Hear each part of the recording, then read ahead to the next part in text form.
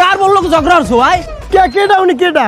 আরে বেড়া আমাকে এই 10 গ্রামের সবচেয়ে যে বড় চোর হ্যার বউ বেটা হ্যার বউ। তুই তো তোর নিজের পায়ে নিজে কুড়াল দেছো বেটা। তুই দেখবি ঘরে আছো, তোর ঘরের মাল জিনিস দেখবি নাই। হে যদি 3টে বাজে ডেট দিয়ে চুরি করতে যায়, 3টে 1 লাগে না বন্ধু, হেরা কি সবকিছু লই যায়। কি কও? কাছে পুলিশ আছে না? বেটা পুলিশ ওই পাশের গ্রামের এক থানায় হ্যার নামে এক দারোগার দ্বারা মামলা দিয়েছিল।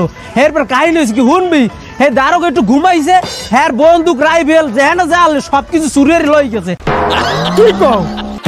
হয় বেটা তুই তাড়াতাড়ি যা, যাইয়ে এখন ওই বেশি দূর মনে হয় যায় নাই, যাই মাপ চা, যাই যা যা। এর মাপ চাওয়া লাগবে? তা তুই একটু দোকানটা গুছাই বন্ধ কর, আমি যাইতেছি।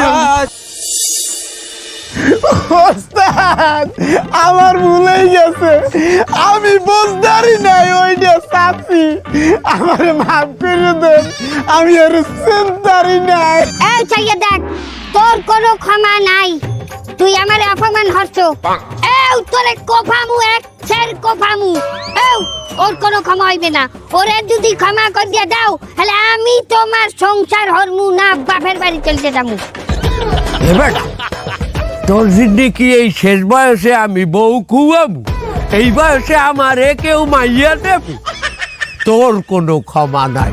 তুই আমার বউ রে আড়ে বাজারে মানের সামনে দেবাইলে অপমান করছো। আমার এই শর্ট ট্রেনিং সেন্টার